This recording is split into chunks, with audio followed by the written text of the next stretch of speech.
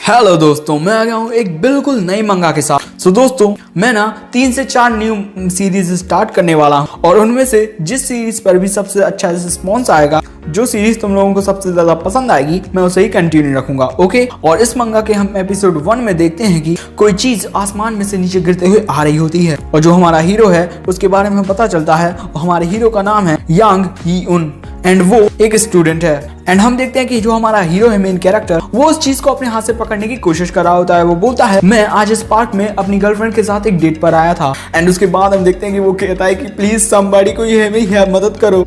देखते हैं कि उसके हाथ में एक कुत्ता होता है एंड उसके बाद हमें पता चलता है कि हमारा हीरो इस कुत्ते की जान बचाने के लिए पानी में कूद गया था। एंड उसके बाद हमारा हीरो बोलता है कि आखिर ये सब क्या हो रहा है, क्यों हो रहा है, मैं अभी नहीं मरना चाहता यार। एंड उसके बाद हमारा हीरो उस कुत्ते के गले के पट्टे को दूर कहीं फेंक देता है, यानी उस रस्सी को फेंक देता है। एंड वो सोच रहा होता है कि अगर ये किसी झाड़ी वाड़ी में फंस जाए तो इससे मेरी जान बच सकती है। एंड उसके बाद जो उसने रस्सी फेंकी थी वो किसी चीज में फंस जाती है, तो वो होता है बहुत अच्छे। लेकिन जब वो खींचता है तभी अचानक उसके हाथ में एक लैंप टाइप का आ जाता है। सो वो बोलता है कि ये सब क्या है। एंड उसके बाद हम देखते हैं कि जो हमारा हीरो है वो नीचे की तरफ डूबने लगता है। एंड उसे लगता है कि जो उसकी रस्सी में फंस कर आया है वो किसी तरह का बांस का डंडा है। एंड उसके बाद हमारा हीरो सोचता है कि मुझे तो खुद पर यकीन ही नहीं होता कि मैं इतनी बेवकूफी वाली मौत मरने जा रहा हूँ। एंड हम देखते हैं कि जो उसके हाथ में वो लैंप होता है ना, वो चमकने लगता है। एंड उसके बाद थोड़ा सीन बदलता है एंड हमारा हीरो धीरे धीरे अपनी आंखें खोलता है। वो देखता है कि उसके सामने एक खूबसूरत लड़की खड़ी हुई है जो बोलती है कि उठ जाओ। एंड हम देखते हैं कि वो लड़की उसके पेट में जो भी पानी भर गया उसे निकालने की कोशिश कर रही होती है। एंड दूसरा जो हमारा हीरो है वो सोच रहा होता है कि मैंने तो आज तक किसी भी लड़की के होठों का चुंबन ही नहीं किया, अबे चुंबन छोड़ो, छुआ तक नहीं। एंड उसके तुरंत बाद ही हम देखते हैं कि वो लड़की हमारे हीरो को किस कर देती है। एंड हमारा जो हीरो है, मेन कैरेक्टर, वो बहुत ज्यादा शॉक्ड हो जाता है। एंड उस लड़की के बॉडी फिगर को देखकर वो बोलता है कि क्या मैं अभी स्वर्ग में हूँ। लेकिन तभी अचानक हमें उस स्वर्ग की काली सच्चाई पता चलती है, यानी कि दोस्तों उसे किस करने वाला वो लड़की नहीं थी, ये कुत्ता था। एंड फिर उसके बाद तभी अचानक हमारा हीरो उठ जाता है एंड जो वो लड़की थी बगल में, वो बोलती है ये काफी अच्छी बात है कि तुम अब उठ गए हो। सो वहां पर थोड़ी धूप होने की वजह से हमारे हीरो को सही से दिखाई नहीं देता, तो वो उससे पूछता है कि आखिर तुम कौन हो। एंड उसके बाद हम लड़की को देखते हैं जिसका नाम होता है जाओ नैन। एंड वो बोलती है कि मेरे कुत्ते की जान बचाने के लिए thank you so much. And दूसरी तरफ हम उस कुत्ते को देखते हैं जो कि उस लड़की के पैर से चिपका हुआ होता है एंड कतई भयंकर वाली गंदी शक्ल बना रहा होता है। सो हमारा हीरो उसके हाथ में अपना हाथ देता है एंड वो बोलता है कि मेरा नाम यांग ईयून है और मेरी जान बचाने के लिए thank you so much. And वो अपने मन में सोच रहा होता है कि ये कितनी ज्यादा खूबसूरत है, बिल्कुल किसी हीरोइन की तरह। एंड उन दोनों का ये सीन चल ही रहा होता है, लेकिन तभी वहां पर एक और लड़की आ जाती है जो बोलती है वाह वाह, तो तुम यहाँ पर ये सब कर रहे हो यांग ईयून। एंड उसके बाद हम एक लड़की को देखते हैं, उसके पीछे एक बुढ़िया खड़ी होती है जो बोलती है क्या तुमने देखा ये दोनों लवर्स दिन दहाड़े एक दूसरे के साथ कैसी प्यार भरी हरकतें कर रहे हैं, और अब तो तुम्हें बिल्कुल बुरा सोचने की भी जरूरत भी नहीं है, इसके साथ ब्रेकअप कर लो तुम। सो जो हमारा हीरो है वो समझाने की कोशिश करता है कि लिली मेरी बात तो सुनो, मैंने तो बस उसके कुत्ते की जान बचाई है। और लेकिन तभी अचानक वो बुढ़िया बोलती है यहाँ पर कुछ भी समझाने के लिए अब कुछ नहीं बचा, तुम बस एक इस शहर में रहने वाले एक गरीब आदमी हो, कहीं तुम अपनी नौकरी के बारे में तो नहीं भूल गए ना, देखो रात होने वाली है, वरना तुम फिर रात में खाओगे क्या, आखिर तुम जैसा एक भिखारी लिली को खुशियां कैसे दे सकता है। एंड उसके बाद जो वो लड़की है जिसका नाम लिली है वो बोलती है मैंने तो आज तुम्हें सिर्फ इसीलिए यहाँ पर बुलाया था ताकि मैं तुम्हें ये बता दूं कि मैं तुमसे ब्रेकअप करना चाहती हूँ, और वैसे भी मुझे लगता है कि हम दोनों एक दूसरे के लिए कभी बने ही नहीं थे। एंड उसके बाद वो जो लिली है वो हमारे हीरो को एक लेटर दिखाते हुए कहती है और ये रहा मेरी शादी का इनविटेशन, और मैं उम्मीद करती हूँ कि तुम मेरी शादी में तो जरूर आओगे जो अगले महीने 10 तारीख को होने वाली है। हमारा हीरो वो लेटर देखकर, मेरा मतलब इन्विटेशन लेटर देखकर काफी ज्यादा हैरान हो जाता है, शॉक्ड हो जाता है, पुतला बन जाता है, पत्थर की मूर्त बन जाता है। एंड उसके बाद जो वो लड़की है जिसका नाम जाओ नैन है वो बोलती है अरे भाई लोग एक मिनट रुको, मुझे लगता है कि यहाँ पर कोई बहुत बड़ी मिसअंडरस्टैंडिंग हो गई है, गलतफहमी हो गई है। सो भाई जो वो लिली है वो वहां से जा रही होती है, वो बोलती है बहन यहाँ पर कोई मिसअंडरस्टैंडिंग नहीं हुई है। एंड वो उस बुढ़िया से बोलती है चलो चलते हैं। एंड जो वो बुढ़िया है वो हमारे हीरो से बोलती है कि तुम गरीब आदमी मेरी लिली से दूर रहना, समझ गए।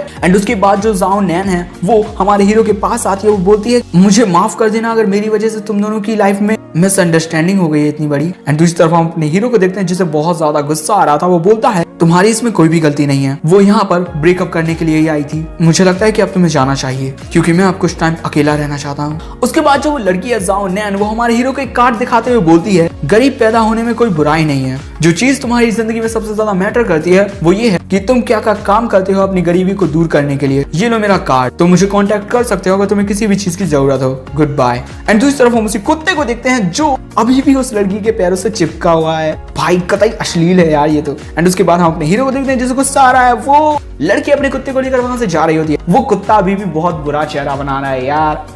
उसके बाद हम अपने हीरो को देखते हैं जिसे बहुत ज्यादा गुस्सा आ रहा होता है। एंड उसके बाद हमारा हीरो बोलता है आखिर तुम ऐसा कैसे कर सकती हो। लेकिन तभी अचानक हम देखते हैं कि आसमान से आवाज आती है, बच्चे आखिर एक लड़की के लिए इतना दुखी क्यों होना। हाँ, सो हमारा हीरो बोलता है कि आखिर कौन है ये। एंड हम देखते हैं कि उसके एक हाथ से कुछ धुएं टाइप का निकल रहा है। एंड बूम, तभी अचानक उसके सामने एक आदमी का चेहरा आ जाता है एंड जो धुएं से बना हुआ था। हमारा हीरो बोलता है कि आखिर तुम क्या हो, कौन हो भाई, तुम क्या चीज हो। एंड उसके बाद हमारा हीरो बोलता है तुम क्या कोई इंसान हो या फिर कोई भूत। सो हम उस आदमी को देखते हैं जिसकी आंखें बिल्कुल लाल थी। वो बोलता है भूत। एंड उसके बाद वो आदमी बोलता है कि मैं तो बस एक भटका हुआ देवता हूँ। एंड दोस्तों तुम लोगों को बता दूं कि देवता वो होते हैं जिन्हें स्वर्ग में भगवान होने का टाइटल नहीं मिलता, मेरा मतलब ओहदा नहीं मिलता। एंड उसके बाद हम उस आदमी को देखते हैं भाई साहब जो कि कतई सीरियस लग रहा था। वो बोलता है मैं कल्टीवेशन की दुनिया के 12 बंजारे देवताओं में से एक हूँ, युनटियानशी। एंड दोस्तों हम देखते हैं कि उसका जो साइज है वो बहुत ज्यादा बड़ा होता है। हमारा हीरो तो उसके सामने किसी बच्चे की तरह लग रहा है। एंड दूसरी तरफ हमारा जो हीरो है वो बहुत ज्यादा घबराया हुआ है। वो बोलता है कि क्या एक देवता, आखिर तुम अचानक ही कैसे प्रकट हो गए, कहां से आए भाई।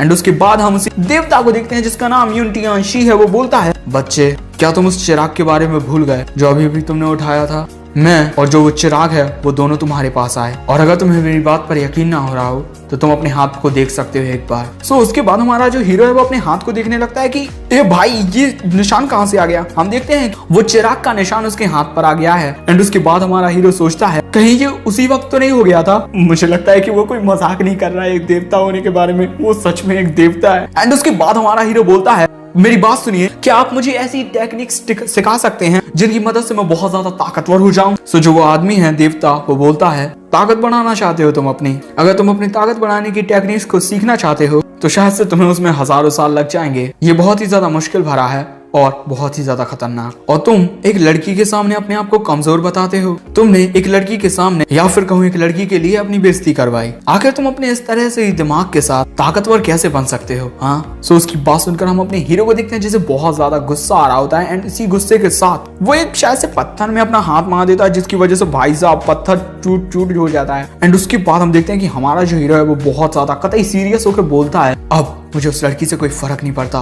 और मैं ये कसम खाकर बोलता हूँ कि आज उस लड़की ने जितनी भी मेरी बेइज्जती की है मैं उसका बदला एक दिन जरूर लूंगा। हुआंग क्विंग ने मेरे साथ जो बदतमीजी की है वो उसके लिए पछताएगी। अच्छा तो दोस्तों उस लड़की का नाम हुआंग क्विंग है। एंड जो वो आदमी है वो हमारे हीरो का इतना ज्यादा खतरनाक सीरियस चेहरा देखकर बोलता है कि ये जो उसके चेहरे पर एक्सप्रेशन है ये तो।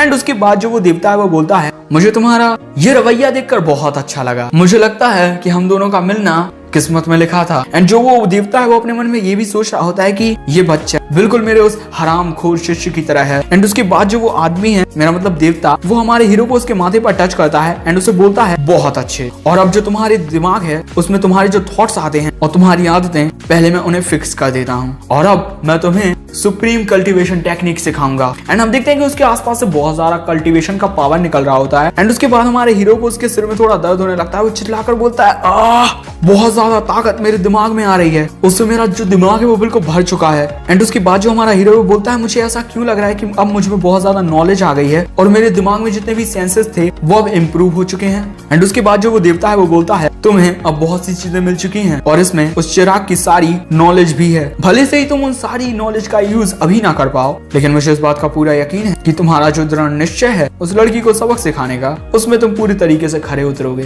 सो उसकी बात सुनकर हमारा हीरो बोलता है मैं उससे अपनी बेइज्जती का बदला जरूर लूंगा जब मैं उसकी शादी में जाऊंगा। वो ये सब बातें कर ही रहे होते हैं, लेकिन तभी अचानक हमारे हीरो का फोन बजने लगता है, रिंग रिंग रिंग। एंड हमारा हीरो जैसे ही अपना फोन कॉल उठाता है उसमें से बहुत ज्यादा तेज आवाज आती है। कोई चिल्लाकर बोलता है आखिर तुम अभी तक क्या कर रहे हो। हाँ, यहाँ पर कितने सारे काम हैं जो तुम्हें करने चाहिए थे लेकिन अभी तक तुम यहाँ पर आए नहीं। सो हमारा हीरो बोलता है मुझे माफ कर दीजिएगा, माफ कर दीजिएगा, मैं अभी वहां आ रहा हूँ। एंड दूसरी तरफ जो हमारा देवता है वो हमारे हीरो से बोलता है तुम्हारे आने वाले फ्यूचर में मैं तुम्हें सिर्फ चीजें सिखा सकता हूँ, उन नॉलेज का किस तरीके से इस्तेमाल करना है वो सिर्फ तुम पर डिपेंड करता है। एंड उसके बाद जो देवता है वो बहुत ही ज्यादा सीरियस लुक देकर बोलता है और मैं नहीं चाहता कि तुम मेरे बारे में सिर्फ एक टीचर के रूप में ही सोचो, लेकिन एक पिता की तरह भी। वो देखता है भाई देवता अगले पल में कि हमारा हीरो वहां से गायब हो गया है, वो शायद से अपने काम पर चला गया है। एंड ये देखकर हमारा जो देवता है वो बोलता है कि आखिर वो लड़का कहाँ चला गया भाई। एंड हाँ, उसका चेहरा कतई फनी था। एंड उसके बाद जो वो देवता है वो बोलता है मैं तुम्हें ऐसे ही भागने नहीं दूंगा, तुमने मेरा इस्तेमाल किया है तो अब मैं तुम्हें सारी कल्टीवेशन की चीजें सिखाऊंगा। एंड उसके बाद दोस्तों यहाँ पर सीन बदल जाता है और हमें एक शायद से कोई होटल है उसका सीन दिखाया जाता है या फिर कोई बार है। एंड हम देखते हैं कि वहां पर हमारा हीरो होता है एंड एक मोटा आदमी जो उसे डांट रहा होता है वो बोल रहा होता है कि आखिर तुम सोच क्या रहे थे, हाँ क्या तुम यहाँ पर काम नहीं करना चाहते या फिर तुम्हारे पास लाखों करोड़ों रुपए आ गए हैं। हाँ सो हमारा हीरो बोलता है कि मुझे माफ कर दीजिए मैनेजर। हमारा हीरो से माफी मांगी जा होता है लेकिन तभी वो अपनी दूसरी तरफ देखता है कि कुछ लड़के एक लड़की को लेकर जा रहे होते हैं। एंड दोस्तों वो लड़की ना हमारे हीरो की जान पहचान की होती है। उस लड़की को देखकर हमारा हीरो बोलता है अरे ये तो हमारे स्कूल की सबसे खूबसूरत लड़की लियू लिंगलिंग है ना। आखिर ये दोनों आदमियों से कहां लेकर जा रहे हैं। एंड दोस्तों उस लड़की को देखकर ऐसा लगता है कि वो शायद से कुछ ज्यादा होश में नहीं है, उसे शायद से इन दोनों ने कुछ पिला दिया हो, कुछ कहा नहीं जा सकता। लेकिन हाँ मैं ये पूछना चाहता हूँ कि अगर तुम लोगों को ये सीरीज पसंद आई हो, मेरा मतलब अभी सिर्फ इसका एक एपिसोड ही आया, इसके 2 या 3 एपिसोड मैं और लाऊंगा एंड ऐसी ही कुछ मजेदार 2 से 3 सीरीज और स्टार्ट करूंगा एंड उनमें से तुम्हें जो भी सबसे ज्यादा पसंद आएगी मैं उसे कंटिन्यू रखूंगा। ओके सो तुम लोग अपने जवाब कमेंट्स में बता सकते हो कि तुम लोगों को ये सीरीज पसंद आई या नहीं। तो मिलते हैं किसी और नेक्स्ट वीडियो में। Tata bye bye. तो नमस्ते दोस्तों, हाजिर हूँ my master is a deity के एपिसोड 2 के साथ। सो पिछले एपिसोड में जैसा कि हमने देखा था कि हमारा हीरो अपने काम पर आ गया था और उसे वहां पर उसी के स्कूल ब्यूटी मिली थी जिसका नाम लियू लिंगलिंग था। एंड दो लड़के हैं उसे लेकर जा रहे थे। सो हमारे हीरो को शायद से दाल में कुछ काला लग रहा है। अब इस एपिसोड की शुरुआत में हम वही देखते हैं, हमारा हीरो उस लड़की को देखकर सोचता है, इसकी हालत देखकर तो ऐसा लगता है जैसे ये बहुत पिए हुए हैं। एंड उसके बाद हमारा हीरो सोचता है लियू लिंगलिंग बस हमारे स्कूल की सबसे ज्यादा खूबसूरत लड़की ही नहीं है बल्कि वो मेरे साथ में पढ़ने वाली स्टूडेंट है, शायद से मुझे उसकी मदद करनी चाहिए। एंड हम देखते हैं उसके बाद जो वो दोनों आदमी हैं वो उस लड़की को उठाकर एक कमरे में ले जाने लगते हैं। दूसरी तरफ जो वो उसका मैनेजर है वो उससे बोल रहा होता है कि तुम्हें कुछ सुनाई भी दे रहा है कि मैं क्या बोल रहा हूँ, समझे या नहीं कुछ। एंड उसके बाद वो हमारे हीरो पर भड़क रहा होता है कि अगर तुम ऐसे ही काम करोगे ना तो मुझे पूरा यकीन है कि तुम इस जॉब से जल्दी निकाल दिए जाओगे। एंड दूसरी तरफ जो हमारा हीरो है वो सोच रहा होता है कि मुझे ऐसा लगता है कि अगर मैंने उनका पीछा किया तो शायद से मेरी जो नौकरी है वो जा सकती है। मम्मी पापा मुझे क्या करना चाहिए। एंड तभी अचानक हमारे हीरो को उस लिली की बातें याद आ जाती हैं, तुम्हारे जैसे लड़के मुझ जैसी लड़कियों के लायक कभी नहीं हो सकते, समझे। एंड उसके बाद हमारे हीरो की यहीं पर हट जाती है। एंड दूसरी तरफ हमारे हीरो का ऐसा लुक देखकर जो वो मैनेजर है वो बोलता है हे क्या तुम मेरी बातें सुन रहे हो, समझ रहे हो कि मैं क्या बोल रहा हूँ, आखिर तुम्हारा चेहरा ऐसा क्यों हो गया है। एंड उसके बाद हमारा हीरो बड़े ही एटीट्यूड में बोलता है मेरे पास ऐसा कुछ भी नहीं है जिसे मैं पछताऊंगा, चलो अब मेरे सामने से हटो बॉस। ओ भाई मतलब हमारे हीरो का ऐसा एटीट्यूड देखकर ना जो वो मैनेजर है उसकी फट जाती है। एंड उसके बाद यहाँ पर सीन बदलता है और हमें एक VIP रूम दिखाया जाता है जहां अंदर से हमें आवाज आ रही है तो भाई साहब जिंदगी होनी चाहिए ऐसी होनी चाहिए, एक हाथ में दारू एक हाथ में बगल में लड़की और बस क्या ही चाहिए। एंड उसके बाद हम उस कमरे के अंदर का नजारा देखते हैं। भाई साहब वहां पर ना बहुत सारे लड़के होते हैं एंड जो वो उसकी फेलो स्टूडेंट है हमारे हीरो की यानी वो लड़की जिसका नाम लियू लिंगलिंग है वो उसे एक उसी सोफे पर बैठा देते हैं। एंड उनमें से एक लड़का बोलता है अब सही टाइम हो गया है ना बॉस। एंड उसके बाद जो वो 2 आदमी थे जो उसे लेकर आए थे वो बोलते हैं अब हमें शुरू करना चाहिए है ना बॉस। एंड हम उस लड़की को देखते हैं जो कि भाई साहब टोटली नशे की हालत में थी। तुम्हें हर एक काम सोच समझ के करना चाहिए क्योंकि तुम्हें बाद में ये सारी बातें रुआन शाओ को बतानी पड़ेगी। शायद से दोस्तों ये रुआन शाओ वो आदमी हो सकता है इसने इन लोगों को भेजा हो। लेकिन तभी अचानक दरवाजा खटखटाने की आवाज आती है। सो उसके बाद जो आदमी दरवाजे के बगल में था हम क्या देखते हैं अगले मोमेंट में कि दरवाजा भाई साहब टूट जाता है एंड जो वो आदमी है हमारा हीरो उसके ऊपर ही लात रखते हुए आता है। एंड हमारा हीरो मस्त बोलता है कि उस लड़की को छोड़ दो। एंड जो वो दूसरे आदमी थे ये देखकर हैरान थे भाई साहब ये क्या हो रहा है। एंड उसके बाद जो वो आदमी है वो बोलते हैं भगवान ये क्या हो रहा है भगवान। एंड हमारा हीरो खुद ये सब देखकर शॉक्ड था कि आखिर मैंने सिर्फ एक ही लात मार के उस इतने मोटे दरवाजे को कैसे तोड़ दिया भाई। क्या बाल काटने और इस पब में एक बेटर का काम करके मुझ में इतनी ताकत आ गई है। एंड तभी अचानक हम देखते हैं कि एक आदमी हमारे हीरो को एक मुक्का मारने आता है लेकिन हमारा हीरो उसके पंच से बच जाता है। एंड हमारा हीरो सोच रहा होता है कि ओ भाई मैंने कितने आराम से देख लिया इसका पंच, मेरी स्पीड बहुत ज्यादा बढ़ गई है। लेकिन तभी अचानक एक दूसरा आदमी हमारे हीरो को लात मार देता है। लेकिन हमारा हीरो सोचता है कि भाई क्या हो रहा है मेरे साथ, मेरी जो ताकत है वो बहुत ही ज्यादा बढ़ गई है, इसकी जो लात है मुझे तो कुछ फील ही नहीं हो रहा है। एंड तभी अचानक हम देखते हैं कि हमारा हीरो दोनों लोगों में एक एक लात मार देता है, कतई ब्रूसली टाइप है ना। एंड वो सोच रहा होता है कि भगवान ने मुझ में जादू सेट कर दिया है, मैं शायद सब कुछ भी कर सकता हूँ। एंड उसके बाद जो बगल में ना झिंगो टाइप का पिंक बालों वाला आदमी था ना, उसमें भी हमारा हीरो एक पंच मारने वाला होता है। एंड वो एक पंच मार देता है, वो इतनी बुरी तरीके से मारता है भाई, उसका एक दांत टूट के गिर जाता है। एंड अपनी ताकत देखकर ना हमारा हीरो खुद ही शौक था कि भाई साहब ये क्या हो रहा है, कछु काला जादू तो नहीं है ना। लेकिन तभी अचानक हम देखते हैं कि कोई एक कांच की बोतल को फोड़ देता है। एंड वो बोलता है हम तो बस तुम्हारे साथ मजाक कर रहे थे, अब मुझे असली खेल शुरू करने दो। एंड हम देखते हैं कि भाई साहब एक खतरनाक आदमी हमारे हीरो की तरफ बढ़ रहा होता है। वो बोलता है जब तक मैं तुम्हारे करीब नहीं आऊंगा तब तक मैं तुम्हें एक कुत्ते की तरह कैसे पीटूंगा। हाँ, क्या तुम्हें पता भी है कि तुम शाहरुआन के आदमियों से पंगा ले रहे हो। एंड उसके बाद हम उस आदमी को देखते हैं जो कि अपने हाथ में कांच की बोतल लिए हुए हैं एंड मस्त सिगरेट भी पी रहा है। कतई गुस्से में बोलता है कि अब तुम क्या करना चाहते हो बच्चे, कैसा रहेगा अगर मैं बहुत ही अच्छे तरीके से धीरे धीरे तुम्हारे पेट को फाड़ के तुम्हारी आंतों को निकाल कर तुम्हारे चिल्लाने की आवाजें सुनूं। हाँ,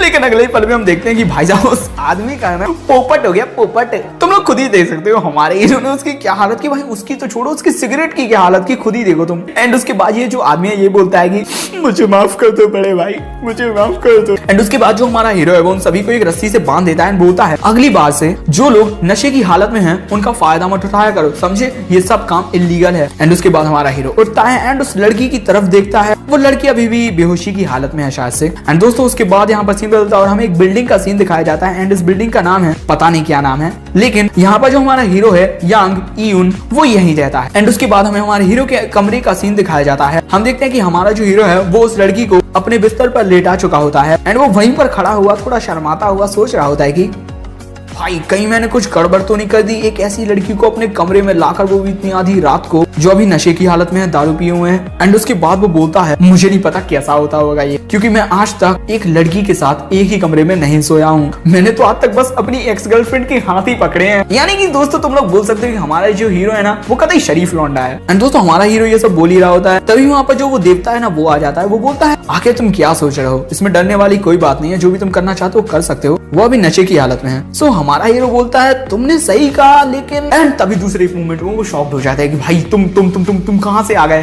तुम कोई भूत मूत हो क्या, कहीं से भी प्रकट हो जाते हो। सो हमारा देवता बोलता है आखिर तुम क्या बात बकवास कर रहे हो, क्या तुम्हें याद है तुम मुझे छोड़कर वहां से भाग गए थे और इस लड़की को इन हालत देखकर लगता है कि तुम इस लड़की के साथ सोने के लिए वहां से भागे थे, है ना। एंड दोस्तों हमारा हीरो ना बहुत ज्यादा डर गया था, तभी वो अपने बिस्तर पर गिर जाता है। एंड तभी अचानक जो वो लड़की है वो उठ जाती है एंड हमारे हीरो को पकड़ लेती है एंड भाई साहब कतई बहुत ज्यादा प्यार से देखने लगती है यार। सो हमारा हीरो बोलता है भाई इसने कितनी दारू पी रखी है मास्टर, यानी देवता इसे बोलता है मास्टर क्या कोई रास्ता है जिसकी मदद से इसकी बॉडी में जितना भी अल्कोहल है ना उसे हटा सकता हूँ, क्योंकि ये खुद अपने काबू में नहीं है, नशे की हालत में ना जाने ये क्या क्या कर देगी। सो हम देखते हैं कि जो वो देवता है ना वो थोड़ा रूठा हुआ होता है उससे, लेकिन फिर उसके बाद भी वो बोलता है तो तुमने इस लड़की की मदद करने का डिसाइड कर लिया है, हाँ चलो मैं जाने से पहले तुम्हारी इतनी मदद तो कर ही सकता हूँ। एक ऐसी टेक्निक है जिसे लोग हैंड्स ऑफ 13 मेरिडियंस बोलते हैं और उसकी नॉलेज मैंने तुम्हें दे चुके हूँ, अब उस नॉलेज को खुद तुम बाहर लाने का ट्राई करो। एंड उसके बाद हम देखते हैं कि जो वो देवता है ना वापस अपने उस चिराग में चले जाते हैं एंड उस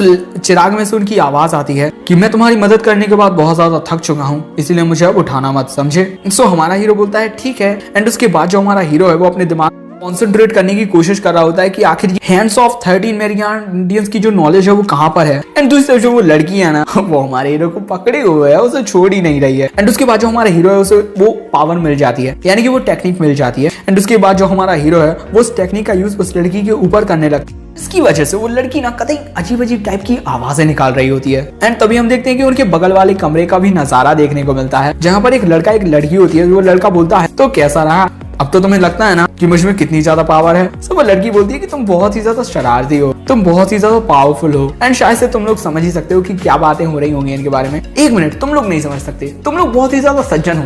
लेकिन तभी अगले मोमेंट में हम देखते हैं कि वो लोग, उन्हें अपने बगल वाले कमरे में से बहुत ज्यादा आवाजें आ रही होती है उसी लड़की की, से वो लोग कान लगाकर सुनने लगते हैं कि भाई क्या हो रहा है ये। एंड हम देखते हैं कि जो हमारा हीरो है वो उस लड़की के ऊपर उस टेक्निक का यूज कर रहा होता है, जिसकी वजह से वो आवाजें निकाल रही होती है। दूसरी तरफ ये दोनों ना कुछ और ही समझ रहे होते हैं कि भाई साहब ये क्या हो रहा है, क्या ये इतना ज्यादा ताकतवर है कि वो लड़की इतनी आवाजें निकाल रही है। एंड भाई लोग हम देख ही सकते हैं कि जो वो आवाजें हैं वो पूरी बिल्डिंग में आ रही होती हैं, इतनी तेज चिल्ला रही है क्या ये के कुछ ही पलों बाद हम उन्हीं दोनों लड़के लड़कियों को देखते हैं, जहाँ पर हम देखते हैं कि वो लड़की उस लड़के को बहुत ज्यादा कूट रही है, बोल रही है कि तुम में तो बिल्कुल भी ताकत ही नहीं है, देखो उन्हें वो कितनी ज्यादा मेहनत कर रहे हैं। सो वो लड़का बोलता है मुझे पता है। एंड दोस्तों इसी के साथ हो जाती है यहाँ पर सुबह, और हमें अगले दिन की बहुत ही सुबह सुबह दिखाया जाता है कि जो वो लड़की है ना वो धीरे धीरे अपनी आंखें खोलती है एंड वो थोड़ा हैरान होती है कि भाई उसके कपड़े जो हैं वो उतरे हुए हैं या पहने हुए हैं मुझे नहीं पता। एंड वो बोलती है कि आखिर मैं हूँ कहाँ, क्योंकि हमारा हीरो उसे नशे की हालत में अपने कमरे पर ले आया था। एंड दोस्तों तुम लोग उस लड़की को देखकर सोच समझ सकते हो कि शायद से हमारे हीरो ने उसके जो कपड़े हैं वो उतारे होंगे, शायद से। देखो मुझे नहीं पता कि उतारे या नहीं उतारे हैं,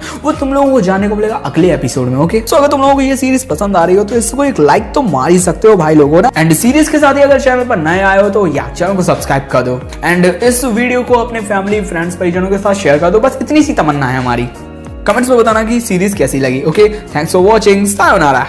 तो दोस्तों तुम्हारा स्वागत करता हूँ मास्टर डेटी के एपिसोड 3 में। सो पिछले एपिसोड में जैसा कि तुम लोगों ने देखा ही था कि हमारे हीरो ने एक टेक्निक की मदद से, जिसका नाम हैंड्स ऑफ 13 मैरिडेंट्स था, उस लड़की के दिमाग में जो उसका एल्कोहल चला गया था, भाई किस टाइप की हरकतें कर रही थी, उसकी मदद से उस लड़की का शांत कर दिया था। ओके एंड उसके बाद हमें सुबह का सीन दिखाया गया था जिसमें उस लड़की ने अपनी आंखें खोल दी, भाई मैं हूँ कहाँ। एंड इस एपिसोड की शुरुआत वहीं से होती है जहां से पिछला एपिसोड खत्म हुआ था, तुम लोगों को पता ही है। सो हमें हमारे हीरो के कमरे के अंदर से आवाज आती है, कमीने। हम देखते हैं भाई साहब हमारा हीरो अपने गाल को पकड़े हुए हैं एंड उस पर 5 उंगलियों का निशान है, यानी कि उस लड़की ने ना हमारे हीरो को थप्पड़ मार दिया। एंड वो कमीना इसीलिए बोल रही है क्योंकि उससे लग रहा है कि हमारे हीरो ने उसके साथ कुछ गलत हरकत करने की कोशिश की है। सो हमारा हीरो कहता है कि मेरी बात सुनो लियो लिंगलिंग, एक बार मेरी बात तो सुनो। सो जो वो लड़की है वो बोलती है आखिर तुम क्या एक्सप्लेन करना चाहते हो। हम मुझे बिल्कुल भी अंदाजा नहीं था कि तुम इस टाइप के लड़के होगे। सो हमारा हीरो बोलता है क्या तुम्हें याद भी है कि कल रात क्या हुआ था। हाँ कल रात कुछ खतरनाक लड़कों ने तुम्हें पकड़ लिया था क्योंकि तुम नशे की हालत में थी। हाँ एंड मैंने तुम्हारी जान बचाई थी उस टाइम पर। सो हमारी हीरो की बात सुनकर लड़की बोलती है कि क्या।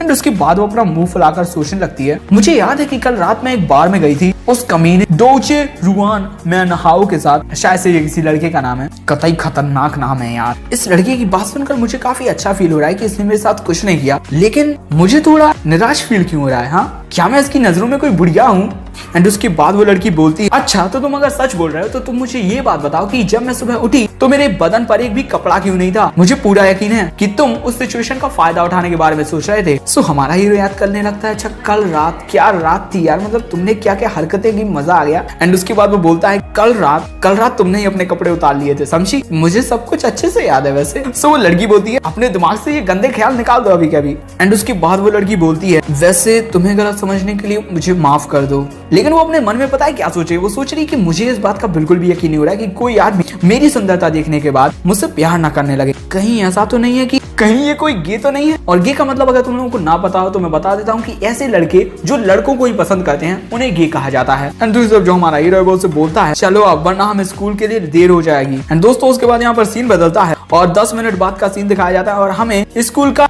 गेट दिखाया जाता है। हम देखते हैं कि जो वो लड़की है वो हमारे हीरो के ही साथ आ रही होती है एंड बहुत सारे लोग ना उस लड़की को देखकर काफी मतलब प्यार बता रहे होते हैं। आई थिंक यार वो है तो खूबसूरत। एंड जो वो लियो लिंगलिंग है वो बोलती है कल रात तुमने जो कुछ भी किया उसके लिए थैंक यू सो मच, मेरे बहुत ही अच्छे दो गे यांग। अब देखो ये उसका मजाक उड़ा रही है। सो हमारा हीरो बोलता है तुम होगी गे, समझी, तुम्हारा पूरा परिवार होगा गे, मैं एक मर्द हूँ। लेकिन उसके बाद जो वो लड़की है वो कतई स्टाइलिश अदाएं दिखाते हुए बोलती है वैसे तुमने मुझे बताया कि कल रात में बहुत ही ज्यादा पी चुकी थी, लेकिन उसके बाद भी मेरे दिमाग में मतलब सिर में दर्द क्यों नहीं हो रहा है, जिसे लोग हैंगओवर कहते हैं, बल्कि इसके अलावा मुझे काफी ज्यादा अच्छा फील हो रहा है। सो हमारा हीरो बोलता है क्योंकि मैं एक बहुत ही ज्यादा अच्छी एक्यूपंक्चर टेक्निक जानता हूँ जिसका यूज मैंने तुम्हारे ऊपर किया, जिससे तुम्हारे दिमाग से बिल्कुल वो सारा बॉडी में से जितना भी अल्कोहल था ना वो निकल गया। सो वो लड़की बोलती है सच में मुझे बिल्कुल भी पता नहीं था कि तुम इतने ज्यादा टैलेंटेड होगे, तुम्हें ना अपनी उस टेक्निक का यूज मुझ पे फिर से करना चाहिए, मुझे बहुत ही ज्यादा अच्छा फील हो रहा है, कंफर्टेबल फील हो रहा है। एंड उसकी बात सुनकर वो जो लड़के हैं ना वो कुछ और ही सोचने लगते हैं। वो एक लड़का बोलता है क्या ये और हमारी स्कूल की ब्यूटी इतने ज्यादा क्लोज हैं। भाई ये देखकर लगता है कि एक कौवा ना एक गुलाब ले गया। एंड उसके बाद जो वो लड़की वो वहां से जाते हुए बोलती है चलो मैं अपनी क्लास में जा रही हूँ, लेकिन हम लंच के टाइम पर फिर से मिलते हैं। ओके एंड उसे बाय बाय करते हुए हमारा हीरो सोच रहा था चलो स्कूल ब्यूटी गई, लेकिन तभी अचानक हमारे हीरो के पीछे कोई आ जाता है, वो कतई भयंकर वाला खतरनाक लग रहा है। वो बोलता है तो तुम हो यांग यून। एंड उसके बाद हमारा हीरो पीछे मुड़ता है, भाई साहब ये आदमी है, आप पहाड़ काफी बड़ा है यार। वो बोलता है हे तुम लियो लिंगलिंग से दूर रहना, क्योंकि तुम अपनी औकात से ज्यादा किसी चीज को पाने की कोशिश कर रहे हो। उसे देखकर हमारा ये सोचता है कि भाई कितना लंबा है ये। एंड उसके बाद जो वो लड़का है ना, वो बोलता है तुम्हें क्या लगता है कि लियू लिंगलिंग तुम जैसे किसी भिखारी से प्यार करने लगेगी? हाँ, उसके जैसे लोग ना मर जाएंगे, लेकिन तुम जैसे गरीब और घटिया लोगों से कभी प्यार नहीं करेंगे। और अपने आप को देखो तुम कितने छोटे हो। सो हमारा हीरो बोलता है अरे मेरी बात तो सुनो, मेरी एक बात तो सुनो भाई। एंड उसके बाद जो वो आदमी है ना, वो हमारे हीरो को पंच मारते हुए बोलता है अब मैं तुम्हें तुम्हारी जिंदगी का सबसे बड़ा लेसन सिखाने वाला हूँ। तुम्हें अपनी औकात से ज्यादा किसी चीज को नहीं मांगना चाहिए। और आज जो तुम्हें ये इतना बड़ा सबक सिखाने वाला है वो है यू शाओगैंग। अच्छा तो दोस्तों, इस लड़के का नाम यू शाओगैंग है। एंड हम देखते हैं कि वो हमारे हीरो को पंच मारने ही वाला होता है, लेकिन दूसरे ही मोमेंट में हम देखते हैं कि हमारा हीरो उसमें एक पंच मार देता है, कतई बहुत ही ज्यादा खतरनाक वाला है। वो बोलता है मुझे अभी मेरी क्लास अटेंड करने जाना है, और उसकी जो टीचर है ना आओयांग यूक्विंग, वो कितनी खतरनाक है क्या तुम्हें पता भी है? एंड हम देखते हैं कि दोस्तों उसके पंच की वजह से जो वो लड़का है ना, वो सीधा एक पेड़ से टकरा गया। अपनी इतनी ज्यादा पावर देखकर हमारा हीरो थोड़ा हैरान हो जाता है। वो सोचता है कि मैंने शायद से कुछ ज्यादा ही तेज मार दिया, मुझे अपनी ताकत को अपने कंट्रोल में रखना होगा। एंड उसके बाद यहाँ पर सीन बदलता है और हम देखते हैं कि दोपहर हो गई है और हमारे हीरो का लंच टाइम हो गया है। एंड उसके बाद हमारा हीरो रुकता है एंड वो बोलता है अभी तक लियू लिंगलिंग यहाँ पर आई क्यों नहीं? एंड तभी अचानक हमारे हीरो को कोई पीछे बुलाता है कि मेरे प्यारे दोस्त यांग। एंड हम देखते हैं कि ये होती है लियू लिंगलिंग एंड उसकी कुछ दोस्त। एंड वो बोलती है लियू लिंगलिंग कि हम यहाँ पर आ गए हैं। एंड उसके बाद हम देखते हैं कि लियू लिंगलिंग बोलती है मैंने हम सभी के लिए एक रूम बुक कर लिया है। एंड उसके बाद जो लियू लिंगलिंग है वो इंट्रोडक्शन करने लगती है। पहले मैं तुम्हें इन सब इंट्रोड्यूस तो करा दूं, ये मेरी बेस्ट फ्रेंड है जिसका नाम क्युआन शियाओ बेई है। एंड जिस लड़की का नाम क्युआन शियाओ बेई है वो बोलती है कि हेलो। एंड उसके बाद लियू लिंगलिंग दूसरी लड़की का इंट्रोडक्शन कराती है, वो बोलती है और जो मेरे बगल में खड़ी हुई है ये इसका नाम है लिन हुआन। सो हम देखते हैं कि ये लड़की थोड़ी एटीट्यूड वाली है, वो बोलती है कि एंड उसके बाद हम देखते हैं कि हमारा हीरो उस लड़की की तरफ जिसका नाम लिन हुआन है बड़े ही गौर से देखने लगता है। एंड वो सोचता है कि ये लड़की लिन हुआन, हाँ। एंड जो वो लड़की है वो थोड़ा शर्माते हुए सोच रही होती है कि आखिर ये मेरी तरफ इस तरीके से क्यों देख रहा है, हाँ।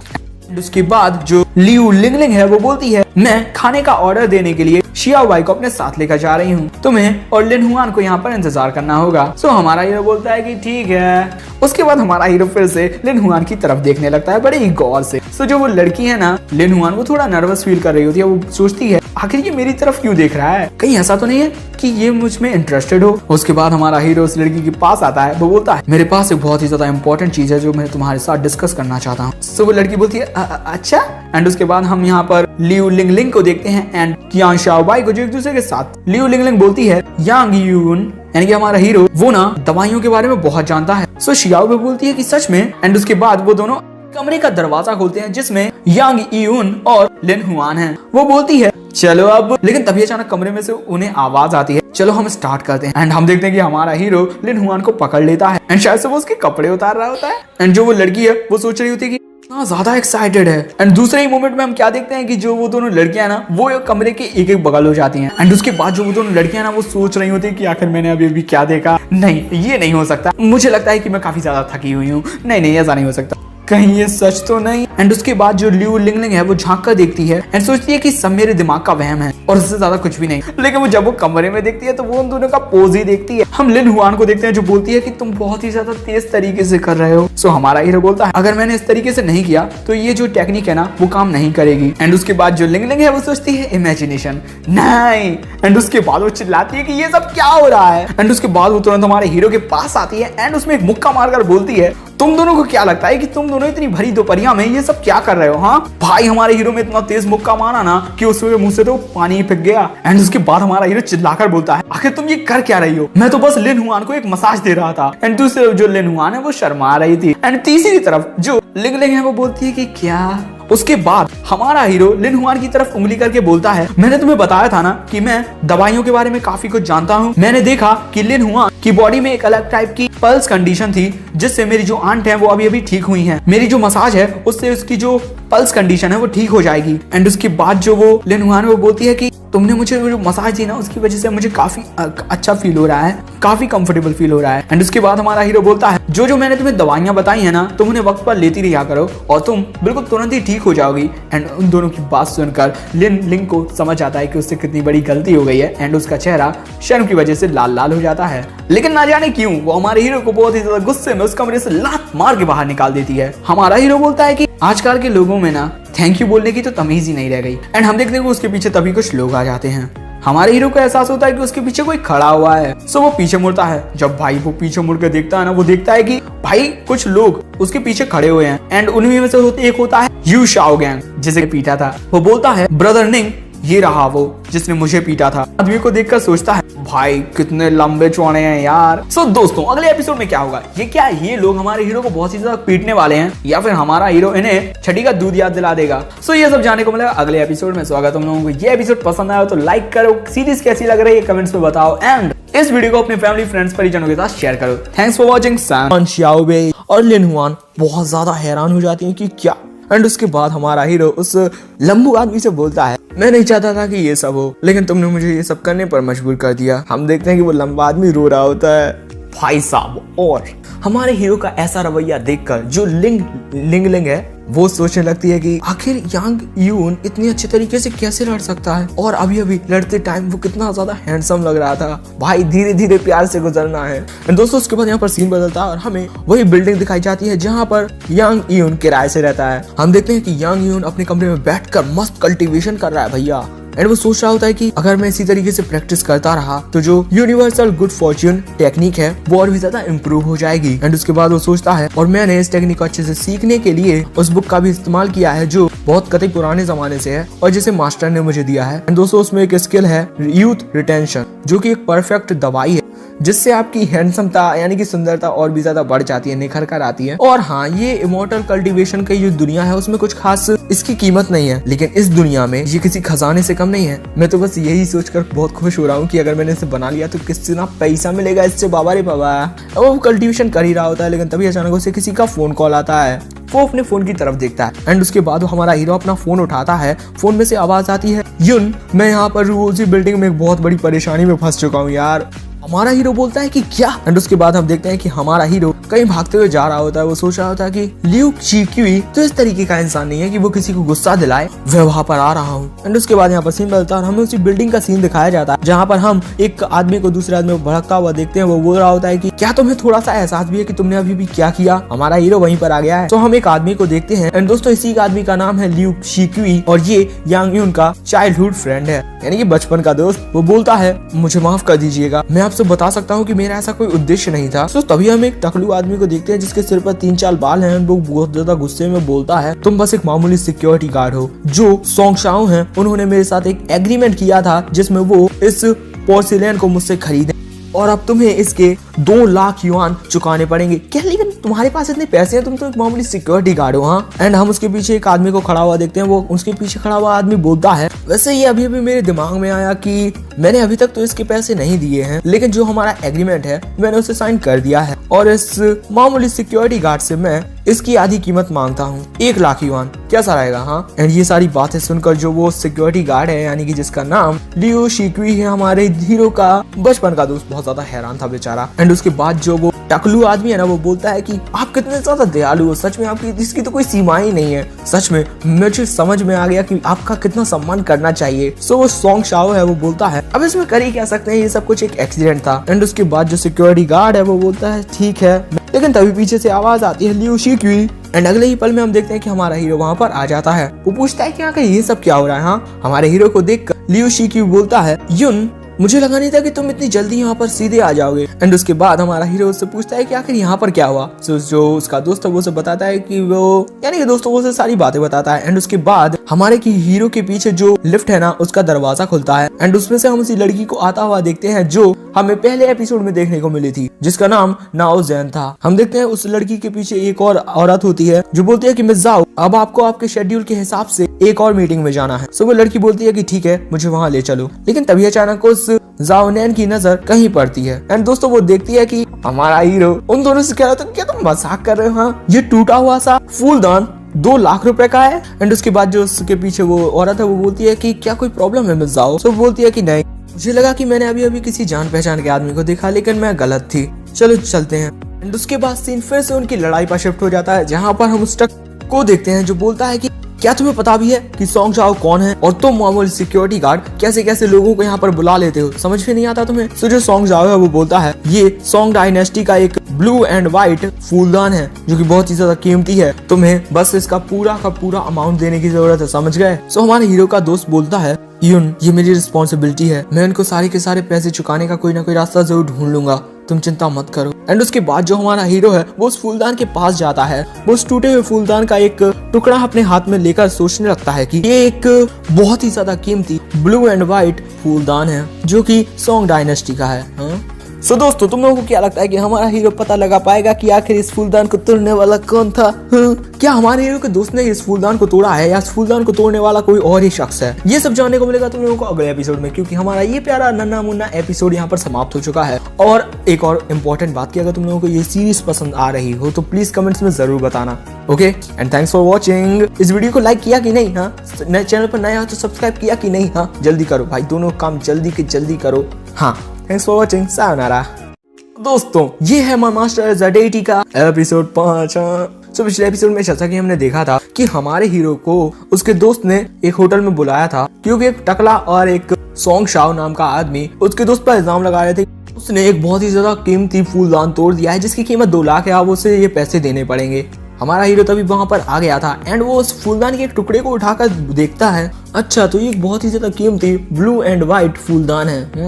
और इस एपिसोड की शुरुआत में हम देखते हैं हमारा हीरो अपनी दिव्य नजरों की मदद से देखता है उस टूटे हुए फूलदान की तरफ। वो सोच रहा होता है कि मैंने जो प्रैक्टिस की है उसकी वजह से सिर्फ मेरी ताकत ही नहीं बढ़ रही है बल्कि मेरे जो 5 सेंसेस हैं उनकी भी अच्छी खासी प्रैक्टिस हो रही है यहाँ पर। और वैसे एक और बात बता दूं कि मैं हिस्ट्री डिपार्टमेंट का एक टॉप स्टूडेंट रहा हूँ और मैं सिर्फ एक नजर देखकर ही किसी भी चीज की क्वालिटी और उसकी एज का, यानी कि ये चीज कितने टाइम पहले बनी है उसका अंदाजा लगा सकता हूँ। एंड उसके बाद हम देखते हैं कि उस टूटे हुए फूलदान के टुकड़े में से अजीब टाइप की पता नहीं क्या निकल रहा है एंड हमारा हीरो सोच रहा है इस ग्लास के अंदर से, यानी कि इस टुकड़े के अंदर से एक अजीब टाइप के केमिकल की गंध आ रही है जो कि काफी अजीब है। एंड उसके बाद हम देखते हैं हमारे हीरो को गुस्सा आ रहा होता है, उसके हाथ में जो उस कीमती फूलदान का टुकड़ा था वो उसे चूर कर देता है। एंड अपने दोस्त को ऐसा देखकर जो उसका दोस्त लियू चीक्वी है वो बोलता है यून क्या हुआ? एंड अगले ही पल हम क्या देखते हैं दोस्तों, हमारा हीरो उस टकलू में कतई खतरनाक वाला पंच मार देता है, उसकी नाक मुंह में खून निकलने लगता है। सो ये सब देखकर जो वो टकलू है वो बोलता है आखिर तुमने मुझे मारा है तो मारा कैसे? आखिर तुम्हें पता भी है कि मैं कौन हूँ? मेरे पीछे आगे पीछे कितने लोग हैं? एंड दूसरी तरफ जो शाओ सैंग है वो भी बोलता है पहले तुमने इतना ज्यादा कीमती फूलदान तोड़ दिया एंड उसके बाद तुमने एक ऐसे आदमी को बुलाया जो हमें नुकसान पहुंचाने की कोशिश कर रहा है। हाँ, सो हमारा हीरो उनकी तरफ दौड़ते हुए आ रहा है एक और पंच मारने के लिए बोल रहा है कि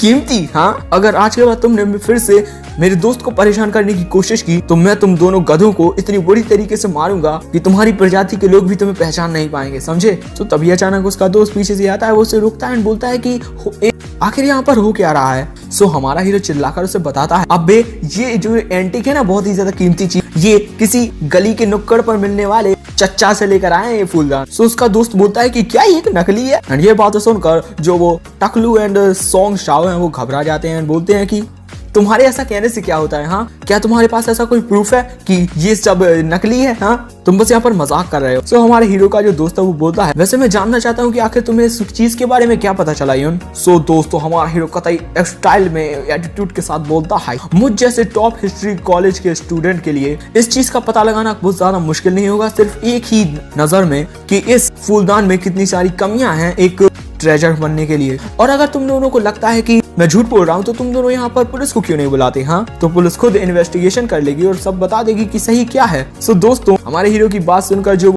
टकलू एंड वो आदमी है वो दूसरी तरफ मुड़ जाते हैं, बोलता है कि ठीक है बच्चे, मैं इस बात तुम्हें जाने दे रहा हूँ, लेकिन अगर अगली बार मेरी नजरों के सामने आए तो तुम नहीं जानते कि तुम्हारे साथ क्या होगा। लेकिन तभी अचानक उस टकलू के सामने कोई पर्सन आ जाता है एंड हम देखते हैं दोस्तों कि ये हमारे हीरो का दोस्त होता है जो कि बहुत ज्यादा गुस्से में बोलता है हाँ, आखिर पुलिस वालों को बुलाने में इतने ज्यादा घबरा क्यों रहे हो तुम दोनों? आखिर मैं तुम दोनों कमीनों को इतनी आसानी से कैसे जाने दे सकता हूँ कि तुमने मेरे साथ इतना घटिया स्कैम करने की कोशिश की? हाँ, एंड उसके बाद वो दोनों काफी ज्यादा घबरा जाते हैं एंड उसके बाद यहाँ पर मुक्का मारी, यानी कि हमारा जो हीरो का दोस्त है वो उसे बहुत ज्यादा पीट रहा है उन दोनों को। भाई साहब आखिर कैसे वो हमारे हीरो के दोस्त से 2 लाख युआन पैसे मांग सकते हैं? हाँ, एंड उसके बाद यहाँ पर सीन बदलता है और हमें उसी रात का सीन दिखाया जाता है। उसके बाद हमें एक रेस्टोरेंट शायद से है कोई इसका सीन दिखाया जाता है जहाँ पर हम हमारे हीरो एंड उसके दोस्त को शायद से पार्टी करता हुआ देखते हैं। हमारे हीरो का दोस्त उससे बोलता है, आज तुमने जो कुछ भी किया उसके लिए थैंक यू सो मच यून। अगर तुम यहाँ पर आज यहाँ नहीं आते तो वो दोनों कमीने मुझे बेवकूफ बनाकर मुझसे पैसे ऐंठ लेते। सो हमारा हीरो बोलता है, दोस्त मुझे आज भी वो दिन अच्छे तरीके से याद है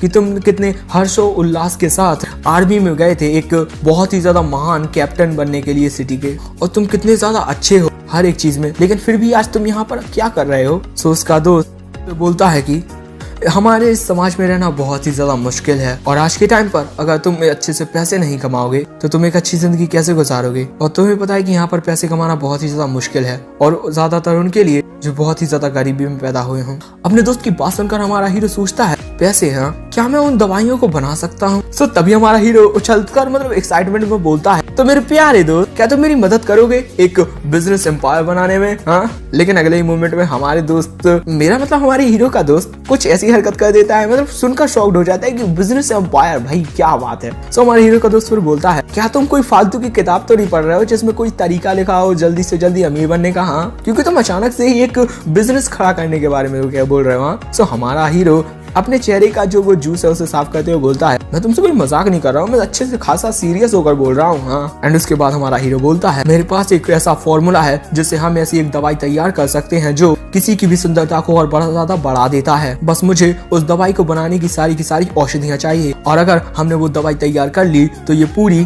की पूरी चाइना की ब्यूटी इंडस्ट्री में एक तहलका मचा देगा। हमारे हीरो को इतना ज्यादा सीरियस देखकर उसका दोस्त बोलता है, तुम्हारी बातें सुनकर लगता है कि तुम मजाक नहीं कर रहे हो, क्या तुम मुझे और बता सकते हो कि आखिर तुम अपने बेस्ट फ्रेंड के बारे में क्या सोच रहे हो।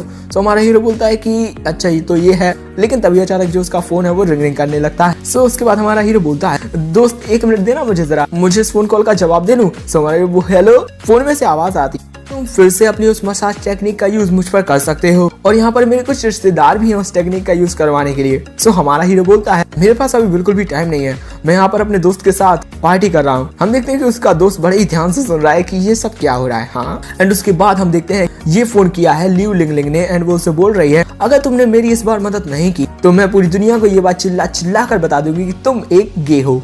एंड दूसरी तरफ जो लिन हुआन है वो उसकी सारी बातें सुनकर हंस रही होती है। सो हमारा हीरो उसकी बातें सुनकर बोलता है, ठीक है मैं तुम्हारी बहन की मदद करूंगा, लेकिन तुम पहले ये अफवाहें फैलाना बंद करो कि मैं पहले तुम ये फोन लिन हुआन को दो, मैं उसे ये सब सिखा देता हूँ, सो वो तुम्हें खुद ही मसाज कर देगी। एंड उसके बाद हमारा हीरो अपनी उस दोस्त को सिखा चुका होता है कि मसाज कैसे की जाती है। एंड उसके बाद हमारा हीरो बोलता है, भाई मैंने सबको संभाल यार, बड़ी दिक्कत है। एंड उसके बाद वो अपने फोन को रख देता है। एंड उसके बाद हम देखते हैं कि लिन हुआन लिंग को मसाज करने लगती है, जिसकी वजह से लिंग काफी अजीब टाइप की आवाजें निकालने लगती है। तुम लोग खुद ही उसके एक्सप्रेशन से समझ सकते हो, एंड उसके फोन में से भी आवाजें आ रही होती हैं, तो तुम लोग समझ ही सकते हो। एंड उसके बाद जो हमारे हीरो का दोस्त है वो हमारे हीरो पर कंधे पर अपना हाथ रख देता है, सहानुभूति टाइप का देता है उसे। सो हमारा हीरो बोलता है, मैं कसम खा के बोल सकता हूँ कि तुम जैसा सोच रहे हो ये बिल्कुल भी वैसा नहीं है। हाँ, सो उसका दोस्त बोलता है, मैं समझ सकता हूँ तुम्हारा अभी कुछ टाइम पहले तुम्हारी गर्लफ्रेंड के साथ ब्रेकअप हुआ है, इसी वजह से तुम्हारे ऊपर बहुत ज्यादा टेंशन होगी, और शायद से उसी टेंशन की वजह से तुम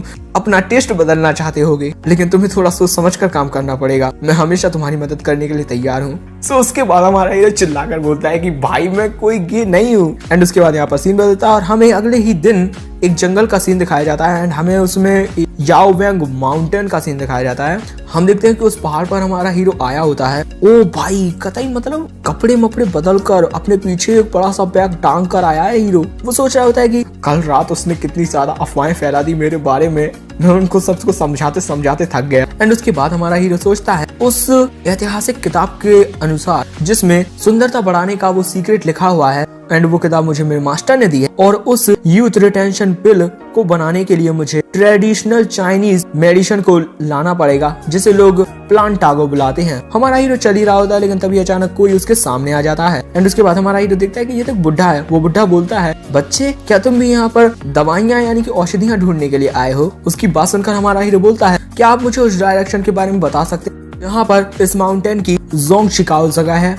हमारे हीरो की बात सुनकर वो आदमी अपनी नाक में उंगली डालते हुए बोलता है कि मिडिल कारग्रास।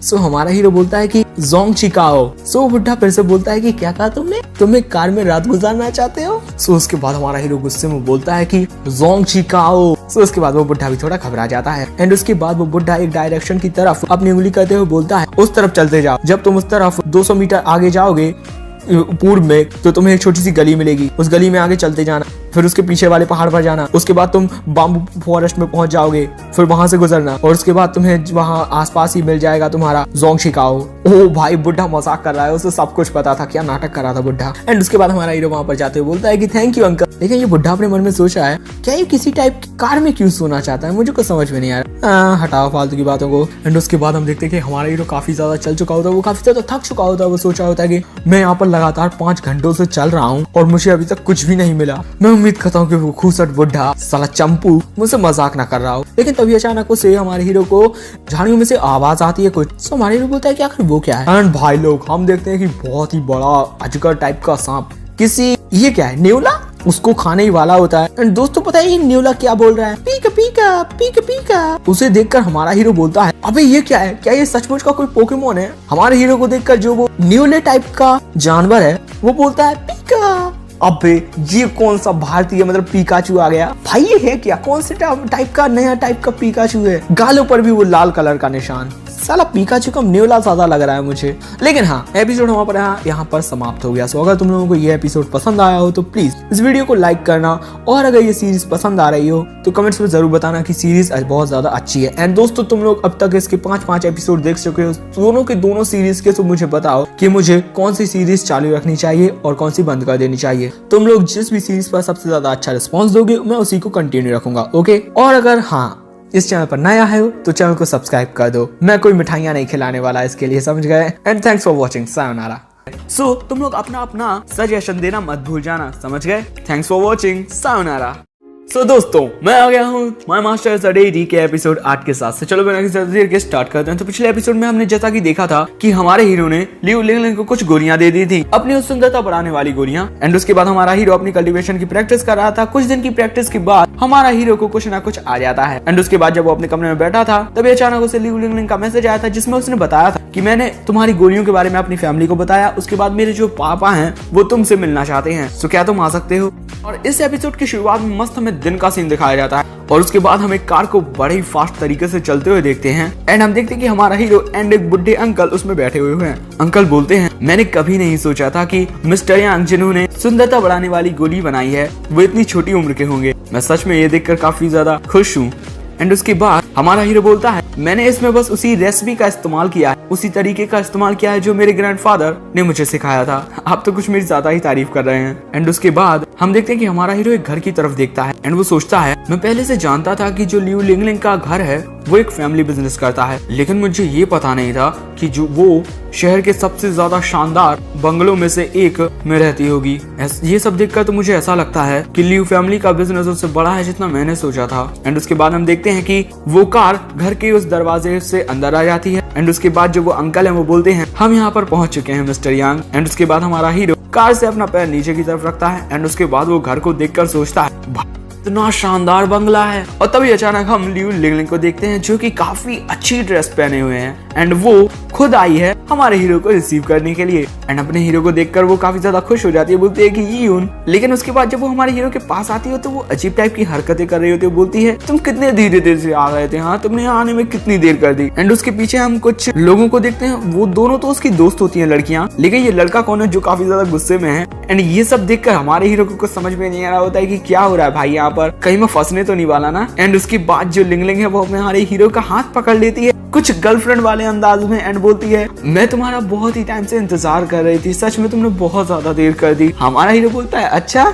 उसे कुछ समझ में नहीं आ रहा होता है। एंड उसके बाद हम देखते हैं कि ये वो वक्त था जब हमारे हीरो को एहसास हुआ कि ये लड़की बिल्कुल भी अच्छे तरीके से बिहेव नहीं कर रही है, कुछ ना कुछ दाल में काला है। एंड उसके बाद हम एक लड़के को उसकी तरफ बहुत ही ज्यादा गुस्से में आता हुआ देखते हैं, भाई इतना ज्यादा गुस्से में आता हुआ देखते हैं, उसके सूट में से आग निकल रही है। सो उसके बाद हमारा हीरो लिंगलिंग से पूछता है कि क्या तुम मुझका मेरा इस्तेमाल कर रही हो किसी सिचुएशन में फंसने से बचने के लिए। लिंगलिंग वो बोलती है मैंने आज इन सभी से ये कहा है कि लिन हुआन, शियाओ बेई और अब तुम सभी मेरे लवर्स हो, और मुझे ये पता नहीं था कि यहाँ पर ये परेशानी खड़े करने वाला लड़का भी होगा। एंड उसके बाद लियू लिंगलिंग बड़े प्यार से बोलती है, सच में मैं उसके बारे में बिल्कुल भी फिक्र नहीं करती। अब जब वो यहाँ पर आ गया है तो मैं क्या करूँ, हमें इस नाटक को जारी रखना पड़ेगा, प्लीज मेरी मदद करो। लेकिन तभी जब वो लड़का आता है तो शायद से वो हमारे हीरो को धक्का मार देता है एंड बोलता है, भले ही तुम मुझसे प्यार करो या ना करो लिंगलिंग, लेकिन तुम्हें इस तरीके के किसी भद्दे लड़के से तो नहीं करना चाहिए। तुम एक बार इसकी तरफ क्यों नहीं देखती? तुम्हें आखिर किस एंगल से ये कुत्ता कमीना मुझसे बेहतर लगता है? हाँ, तुम मेरे साथ मजाक कर रही हो है ना कि तुम्हें ये लड़का पसंद है। सो लिंगलिंग बोलती है, देखो देखो देखो कौन बोल रहा है, तुम्हें मेरे बॉयफ्रेंड से इस तरीके से बात नहीं करनी चाहिए, समझे तुम? सो हमारा हीरो कतई मस्त अंदाज में, रोमांटिक अंदाज में बोलता है, इतना गुस्सा मत करो मेरी जान, उस पिद्दू ने मुझसे जितनी भी बातें कही उनका मेरे लिए कुछ मतलब नहीं है, तुम्हें अपने मूड को खराब नहीं करना चाहिए ऐसे पागलों के लिए। एंड ये देखकर जो वो दूसरा आदमी है उसे काफी ज्यादा गुस्सा आ जाता है। वो बोलता है, तुम्हें क्या लगता है तुम मेरी सभी के सामने इस तरीके से बेइज्जती कर रहे हो और उसके बाद तुम यहाँ से जिंदा जा पाओगे? एंड वो भाई खतरनाक पंच मार रहा होता है हमारे हीरो की तरफ। सो हमारा हीरो लिंगलिंग को खुद से दूर हटा देता है। सो लिंगलिंग उससे बोलती है, जरा संभल कर, हो याओ एक मार्शल आर्ट्स के स्कूल से आया है। अच्छा तो दोस्तों इस लड़के का नाम हो याओ है। सो हम देखते हैं कि हमारा हीरो उसके पंच से बच जाता है एंड वो सोच रहा होता है कि उस वुशन इंडक्शन आर्ट से पढ़ने के बाद इंसानों के अटैक्स हैं और उनकी ताकत है वो मुझे बहुत ही कम लगने लगी है। एंड उसके बाद जो हो याओ है वो बोलता है, बहुत अच्छे, तुम मेरे अटैक से बच गए। हाँ, अब मुझे समझ में आया कि आखिर लियू लिंगलिंग तुम्हें पसंद क्यों करती है, लेकिन अब वो तुम्हें पिटता हुआ देखने वाली है कि कितनी बुरी तरीके से मैं हाओ याओ तुम्हें पीटने वाला हूँ। तो हमारा हीरो उसमें एक मामूली से थप्पड़ मार देता है एंड तो डर गई, मजाक कर रहे हो क्या, बड़ी बड़ी बातें करना बंद। हम देखते हैं कि हमारे हीरो का वो एक पंच बहुत ज्यादा पावरफुल, वो याओ का तो चेहरा ही खराब हो गया। एंड दोस्तों ये देखकर तीनों लड़कियां लियू लिंगलिंग, शाओ बेई, लिन हुआन काफी ज्यादा हैरान थे कि भाई ये इतना ताकतवर है क्या। एंड उसके बाद जो हो याओ है वो बहुत ही ज्यादा गुस्से में बोलता है, आखिर तुमने मुझे मारने की हिम्मत की तो की कैसे, मुझे तो मेरे पापा ने भी आज तक नहीं मारा। लेकिन तभी वहाँ पर एक आदमी आ जाता है जो बोलता है, तुम सभी बच्चे अभी तक अंदर नहीं आए और आखिर तुम लोग वहाँ पर क्या कर रहे हो, हाँ इतना शोर क्यों मचा रहे हो। एंड हमें पता चलता है कि दोस्तों ये है लियू लिंगलिंग के पापा लियू शानहाई। सो तभी अचानक वो सभी उनकी तरफ देखकर बोलते हैं, हेलो अंकल लियू। वो दोनों लड़कियां भी बोलती हैं कि हेलो अंकल लियू। लियू लिंगलिंग बोलती है कि डा पापा। हमारा हीरो उन्हें देखकर सोचता है, मैंने ये सब इग्नोर कर दिया कि वो ऊपर से सब कुछ देख रहा है और अब मुझे थोड़ा डर लग रहा है कि मैं किसी बड़ी मुसीबत में न पड़ गया हूँ। लेकिन अब मुझे लगता है कि वो हमें देखना चाहता था और मेरा परीक्षण करना चाहता था पहले।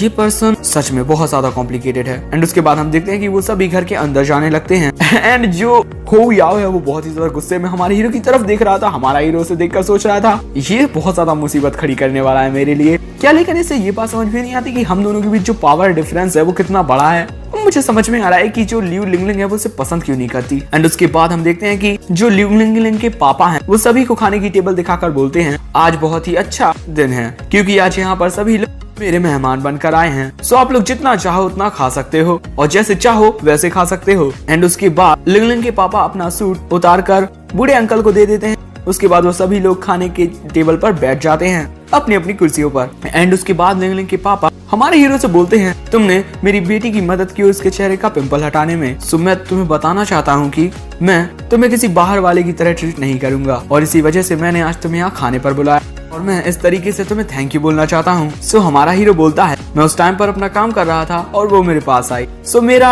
ये काम बनता है कि मैं उसकी मदद करूँ। सो लियू लिंगलिंग के पापा बोलते हैं, तुम काफी ज्यादा अच्छे माइंडसेट वाले पर्सन हो। मैंने और मेरी बीवी हम दोनों ने तुम्हारी उस सुंदरता बढ़ाने वाली गोली को खाकर देखा है और उसने जो हमारे ऊपर इफेक्ट डाला है वो काफी ज्यादा अच्छा है और तुम्हारे लिए बहुत ही ज्यादा फायदेमंद होगा अगर तुमने उसे बाजार में बेचना शुरू किया। सो ये सब सुनकर हो याओ बोलता है, कहीं आप उस अफवाह के बारे में बात तो नहीं कर रहे हो जिसमें एक गोली के बारे में बताया गया है जो किसी को भी उसकी उम्र से 5 साल छोटा दिखा सकती है। आखिर आपको वो कहाँ पर मिली अंकल लियू? लिंगलिंग ने मुझसे कहा कि उसकी कीमत कुछ भी नहीं है, यानी कि वो बहुत ही ज्यादा प्राइसलेस है। सो हमारा हीरो बोलता है, वो कुछ ज्यादा ही बोल रही है, ऐसा कुछ भी नहीं है। सो हो याओ फिर हमारे हीरो की तरफ चिड़चिड़ाते हुए बोलता है, मुझे भी जरा माफ करना, क्या किस मैंने तुमसे पूछा था हाँ? और क्या तुम इस लायक भी हो कि तुम उस सुंदरता बढ़ाने वाली गोली के बारे में बात भी कर पाओ? हम यहाँ पर एक बहुत ही ज्यादा एडवांस लेवल की हेल्थ पिल के बारे में बात कर रहे हैं जो कि सिर्फ ट्रेडिशनल चाइनीज मास्टर ही बना सकते हैं। और उसके बाद हो याओ बोलता है, और सिर्फ हमारे जैसे लोग ही उस गोली को पाने के लायक हैं और तुम्हारे जैसा आखिर एक मामूली बच्चा जान ही क्या सकता है इन सारी चीजों के बारे में। उसकी बात सुनकर जो शियाओबे और लिन हुआन है वो हंसने लगती है हैं। और उसके बाद हो याओ बोलता है, और यहाँ पर आने से पहले मैंने यांग इयोन के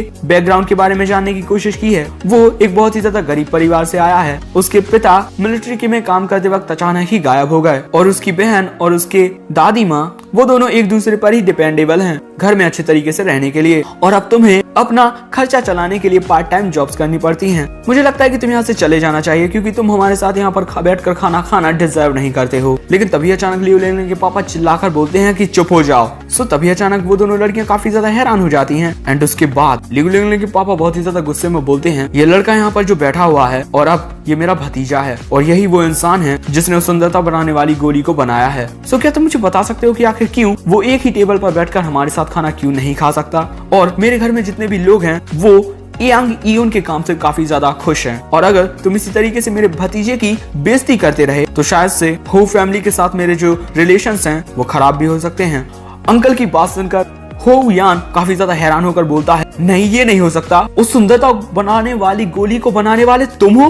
इम्पॉसिबल। हमारा हीरो कतई एटीट्यूड में बोलता है कि सो दोस्तों तुम लोग कमेंट्स में बता सकते हो कि एपिसोड तुम लोगों को कैसा लगा एंड सीरीज कैसी लग रही है। भाई लोग इसे प्यार देना मत भूल जाना, समझ गए? वीडियो अगर अच्छा लगा हो तो लाइक मारो और चैनल पर नए आए हो तो सब्सक्राइब मारो। सपोर्ट मी गाइस और थैंक्स फॉर वॉचिंग। सायोनारा।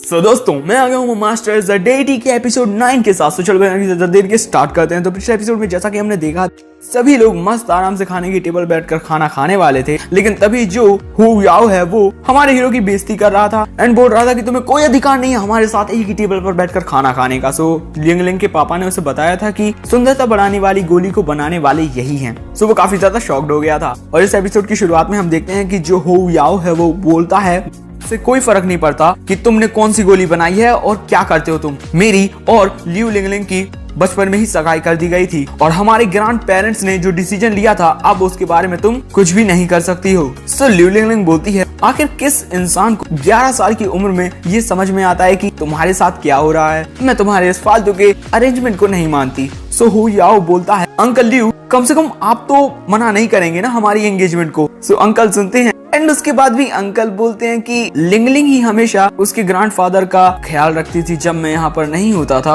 और मुझे इस शादी के बारे में कुछ भी नहीं पता, मुझे कृपया अपने इस कांड से दूर रखें। एंड उसके बाद जो लिन हुआन एंड शाओबे वो दोनों भी बोलते हैं, यांग इयोन ने कितनी सारी मेडिकली चीजें अचीव कर ली और तुम्हारे पास आखिर कौन सा टैलेंट है इस बात के अलावा कि तुम अमीर हो, तुम्हें और कोई भी चीज अट्रैक्टिव नहीं है। शाओबे बोलती है, मुझे लगता है कि यांग इयोन और लिंगलिंग दोनों एक दूसरे के साथ काफी अच्छे लगते हैं, जैसे कि इन दोनों का रिश्ता खुद भगवान ने बनाया हो। उनकी बात सुनकर जो हो यान है वो गुस्से में बोलता है, तुम सभी लोग इस फालतू की चीज के बारे में बात कर रहे हो कि उन दोनों के बीच एक इतना अच्छा रिलेशनशिप है जो खुद भगवान ने बनाया हो। तुम लोग सिर्फ मेरी बेइज्जती कर रहे हो यहाँ पर। और उसके बाद जो हो याओ है वो बोलता है, मुझे इस बात से कोई फर्क नहीं पड़ता कि तुम सभी क्या सोचते हो। और 10 साल पहले जो हम दोनों के बीच एंगेजमेंट हुई थी और हमारे ग्रैंडफादर्स ने जो हम दोनों की बचपन में शादी कराई थी, अब उसे असल में करने का वक्त आ गया है। मैं हो याओ लिंगलिंग से शादी करूंगा। सो लिन हुआन एंड शाओबे दोनों हैरान होकर बोलती है, तुम्हारे कहने का मतलब? सो हो याओ बोलता है, तुमने बिल्कुल सही सोचा। तो आज से जो लिंगलिंग है वो मेरी फियांसी हुई और मैं अब उसे यहाँ से लेकर जाने वाला हूँ शादी करने के लिए। लेकिन तभी अचानक हमारा हीरो उसमें एक थप्पड़ मार देता है। वो बोलता है, तुम्हें अपने घर पर वापस चले जाना चाहिए और फालतू की ये चुटकुली कहानियां पढ़ना बंद कर देना चाहिए। क्या तुमने सुना नहीं? उसने अभी भी कहा कि वो तुमसे शादी नहीं करना चाहती। एंड उसके बाद हम बेचारे अबला हो याओ को देखते हैं, ये किस टाइप का पोज मार रहा है वैसे? हाँ तू कोई लड़की नहीं है, समझा? हाँ उसके बाद जो हो याओ है वो वहाँ से उठकर अपने घर पर जाने लगता है। वो बोलता है, यांग इयोन तुम बस अपना ये खाना एंजॉय कर लो क्योंकि उसके बाद अब तुम्हारी जिंदगी में परेशानियां आने वाली हैं। एंड वो सोच रहा होता है कि अभी ये लियू शानहाई अगर तुम्हें नहीं बचाता तो आज तुम यहाँ से जिंदा वापस नहीं जा पाते। एंड उसके बाद वो वहाँ से दरवाजा बंद करके चला जाता है। एंड उसके बाद जो लिंगलिंग के पापा हैं वो बोलते हैं, जैसा कि मैंने सोचा था, मेरा भतीजा बहुत ही ज्यादा टैलेंटेड है, चलो खाना खत्म करते हैं और उसके बाद हम अपना बिजनेस भी डिस्कस कर लेंगे। एंड वो अपने मन में सोच रहे थे, ये जो यांग इयोन है वो काफी ज्यादा एरोगेंट है कि वो अमीरों के साथ भी इस तरीके से बिहेव करता है, लेकिन इसका जो बिजनेस में जाने का फ्यूचर है वो बहुत ही ज्यादा अच्छा होगा। एंड उसके बाद दोस्तों यहाँ पर 2 घंटे गुजर जाते हैं। एंड उसके बाद हमें एक सीन दिखाया जाता है जिसमें यांग इयोन और लिंगलिंग के पापा एक दूसरे के आमने सामने बैठे हैं। लिंगलिंग के पापा बोलते हैं, तो ठीक है, सो तुम सिर्फ उन गोलियों को बनाओगे और उनके लिए जो सारी औषधियां लगेंगी, हर एक चीज वो तुम्हारे लिए लियू फैमिली अरेंज करेगी, ओके? और इन सारी चीजों को बेचेगी भी और हम इसका प्रॉफिट 37 रखेंगे, यानी कि 70% तुम्हारे लिए और 30% लियू फैमिली के लिए। तुम्हें कैसा लगा? हमारा हीरो बोलता है कि ठीक है, ये हमारी एक डील हुई। एंड उसके बाद जो बूढ़े अंकल हैं वो एक फाइल लाते हैं। लिंग लिंग के पापा बोलते हैं तुम काफी सीधी बात करते हो बच्चे, तो अब अगर हम दोनों के बीच कोई भी सलाह मशवरा ना रह गया हो तो अब तुम इन डॉक्यूमेंट्स को साइन कर दो। हमारा हीरो बोलता है कि नो प्रॉब्लम। एंड वो सोच रहा होता है कि मैं इनके बेचने में हस्तक्षेप नहीं कर सकता हूँ, इसका मतलब मैं लियू फैमिली के अलावा अपनी इन गोलियों को किसी और को नहीं बेच सकता हूँ। लेकिन मुझे क्या, इनकी सेल्स में चाहे बढ़ोतरी हो या घटोतरी, इससे मेरे प्रॉफिट को तो कोई नुकसान नहीं होने वाला है। एंड इनको देखकर ऐसा लगता है कि लियू फैमिली को मेरी सुंदरता बढ़ाने वाली गोलियों पर बहुत ज्यादा यकीन है। उसके बाद लिंग लिंग के पापा बोलते हैं मेरे प्यारे भतीजे, हमारे पास एक ऐसा घर है जिसका अभी तक इस्तेमाल नहीं किया गया है इस शहर में। तुम इसे अंकल लियू की तरफ से एक छोटा सा गिफ्ट मान सकते हो, क्योंकि तुम लिंग लिंग की तरफ इतना अच्छा बिहेव रखते हो। और मैंने अभी अभी सुना है कि तुम अभी भी एक ऐसे घर में रहते हो जिसका तुम्हें किराया देना पड़ता है, और जब तुम इस घर में रहने लगोगे तो तुम्हारे लिए स्कूल आना जाना भी काफी ज्यादा आसान हो जाएगा। हमारा हीरो उन कागजों को लेकर बोलता है तो मुझे आपका ये जो तोहफा वो स्वीकार कर लेना चाहिए, क्योंकि अंकल लियू मुझे इतने प्यार से जो दे रहे हैं। Thank you uncle Liu. And उसके बाद हमारा हीरो उन कागजों को लेकर सोचता है और इसके साथ मेरा प्लान स्टार्ट होता है। एंड दोस्तों, उसके साथ ही हमें 1 महीने बाद का सीन दिखाया जाता है। हमें एक बहुत ही बड़ी बिल्डिंग दिखाई जाती है एंड हम उस बिल्डिंग के अंदर अपने हीरो एंड एक और आदमी को देखते हैं। हम देखते हैं कि हमारा हीरो अपने उसी दोस्त के साथ होता है। हमारा हीरो बोलता है तो कैसा रहेगा मेरे प्यारे दोस्त, मैंने तुमसे कहा था कि हम दोनों मिलकर एक बिजनेस एम्पायर खड़ा करेंगे। उस वक्त मैं तुमसे झूठ नहीं बोल रहा था और ये तो बस शुरुआत है। हमारे हीरो का दोस्त बोलता है तुम्हारी जो मेडिसिन है वो बहुत ही ज्यादा पॉपुलर है। उसकी बात सुनकर हमारा हीरो बोलता है ये तो बस शुरुआत है, मेरे पास ऐसी बहुत सी चीजें हैं जो फ्यूचर में आने वाली हैं, और अगर ऐसा ना होता तो फिर हम दोनों मिलकर एक बिजनेस स्टार्ट कैसे कर पाते हैं। और तभी अचानक उसका फोन रिंग करने लगता है। हम देखते हैं ये होता है लिंग लिंग का फोन। वो बोलती है हम तो आज एक कार खरीदने जाने वाले थे, है ना, क्या तुम भूल गए? हमारा हीरो बोलता है मैं बस रास्ते में हूँ, मैं वहाँ पर जल्दी पहुँच जाऊंगा। वो सोचा होता है कि मैं तो भैया इस बारे में भूल ही गया था। एंड उसके बाद यहाँ पर सीन बदलता है और हमें एक कार का शोरूम दिखाया जाता है जो कि क्यूआन फैमिली कार डीलर है। एंड उसके बाद हम देखते हैं लिन हुआन को, जो बोलती है यहाँ पर हर तरह के ऊंचे स्टेटस वाले लोग हैं, इसी वजह से तुम्हें थोड़ा सोच समझ कर बोलना चाहिए। लिंग लिंग बोलती है कि हाँ। हमारा हीरो बोलता है कि मुझे माफ करना, मुझे आने में जरा देर हो गई, वो रास्ते में ट्रैफिक बहुत ज्यादा था। एंड उसके बाद लिंग लिंग बोलती है शिया हो गई, प्लीज क्या तुम यांग यून की मदद कर सकती हो ताकि वो एक अच्छी गाड़ी को चुन सके। शिया बोलती है यांग यून आखिर तुम कितनी महंगी कार खरीदना चाहते हो? हमारा हीरो बोलता है मैं एक अच्छी स्टाइलिश कार चाहता हूँ जिसकी कीमत करीब 7 से 8 लाख युआन हो। एंड वो सोच रहा होता है कि थोड़ा अच्छा दिखने के लिए मुझे थोड़ी महंगी कार लेनी होगी। लेकिन तभी जो लियू लिंग लिंग है वो बोलती है अगर तुम एक कार खरीदना चाहते हो तो तुम्हें एक अच्छी कार खरीदनी होगी। शिया हो गई, तुम एक 2 मिलियन वाला अच्छा सा कार का मॉडल दिखाओ। हमारा हीरो सुनकर बोलता है 2 मिलियन।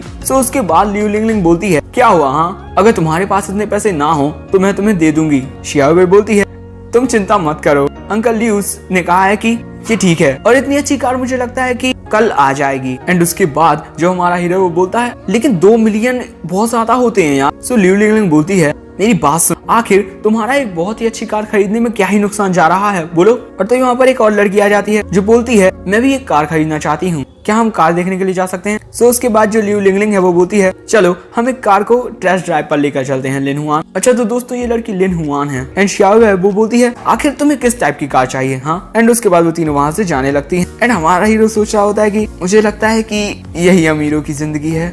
और तभी अचानक हमारे हीरो को कोई उसके नाम से बुलाता है यांग यून। हम देखते हैं कि ये होती है हमारे हीरो की एक्स गर्लफ्रेंड जिसने उसे छोड़ दिया था। वो बोलती है काफी वक्त हो गया है हाँ जब से हमारा ब्रेकअप हुआ और अब तुम एक कार डीलरशिप के मतलब काम कर रहे हो, किसी का हाथ भी पकड़े हुए हैं। उसे देखकर हमारा हीरो बोलता है नहीं मैं तो यहाँ पर एक कार खरीदने के लिए आया था। और तभी अचानक हमारे हीरो की एक्स गर्लफ्रेंड की नजर एक कार पर पड़ती है। उस कार को देखकर बोलती है क्या तुमने सही से सोच लिया है कि आखिर किस तरह की कार तुम खरीद सकते हो? एंड हम देखते हैं कि उसके साथ में एक मोटा आदमी होता है जो कि दोस्तों मोटे होने के साथ साथ एक और उसमें क्वालिटी है कि वो टकला है। वो बोलता है कि आखिर ये कौन है मेरी जान?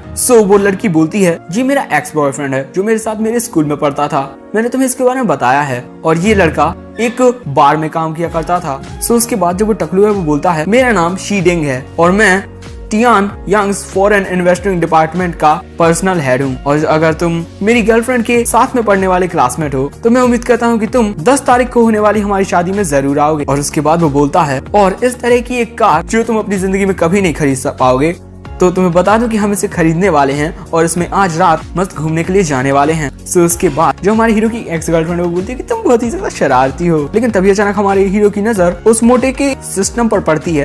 देखकर हमारा हीरो सोचता है भैया इसके नीचे का सिस्टम तो पूरा खराब रखा पड़ा है, मुझे लगा नहीं था कि ये इतना ज्यादा कमजोर होगा। एंड उसके बाद हमारा हीरो बोलता है अगर तुम उसे बाहर घुमाने ले जाने का प्लान कर रहे हो तो तुम्हें उन सारे प्लान्स को बात के लिए रखना चाहिए शीरिंग, क्योंकि तुम्हारा जो सिस्टम है ना वो बिल्कुल अच्छी हालत में नहीं है और उसका जल्दी से इलाज हो जाना चाहिए और तुम्हें अभी के अभी अपने डॉक्टर के पास जाना चाहिए, क्योंकि मुझे लगता है कि तुमने शायद 3 महीनों से इसका सही से चेकअप नहीं कराया है। सो उसकी बात से हैरान हो जाते हैं। एंड जो वो टकलू है वो सोच रहा होता है कि आखिर इसे कैसे पता चला कि मेरे नीचे वहां पर कुछ भी नहीं है। मेरी प्यारी ऑडियंस समझती है ना। सो उसके बाद वो टकलू बोलता है बच्चे मैं चाहता हूँ कि तुम तब तक इतनी बड़ी बातें ना करो जब तक तुम एक इतनी शानदार कार खरीदने के लायक ना हो जाओ जिसमें तुम अपनी गर्लफ्रेंड को घुमा सको। क्यों ना तुम हमारी शादी में अपनी उसी गर्लफ्रेंड को लेकर आओ। हाँ, और शायद से मुझे लगता है कि तुम्हारी कोई गर्लफ्रेंड ही नहीं होगी। हाँ, सो हमारा हीरो वहां से जाते हुए बोलता है कैसा फालतू का चैलेंज दिया है तुमने मुझे, तुम्हारी डेट जो आज होने वाली है उसके लिए तुम्हें गुड लक और मैं तुम्हारी शादी में जरूर आऊंगा सच में। सो दोस्तों क्या होने वाला है अगले एपिसोड में ये जानने के लिए तुम लोगों को अगला एपिसोड देखना पड़ेगा, क्योंकि ये एपिसोड यहाँ पर समाप्त हो चुका है। सो अगर तुम लोगों को ये एपिसोड यहाँ पर पसंद आया तो प्लीज वीडियो को लाइक कर देना, कमेंट्स में बताना कि वीडियो कैसा लगा, सीरीज कैसी लग रही है, सब कुछ तुम लोग जो चाहो कमेंट्स में बता सकते हो अपनी इस सीरीज के बारे में। Thanks for watching. सायोनारा करने की क्या जरूरत है, हम देखते हैं कि हमारा हीरो एंड ल्यू लिंग मस्त स्टाइल में एक दूसरे के पास होते हैं।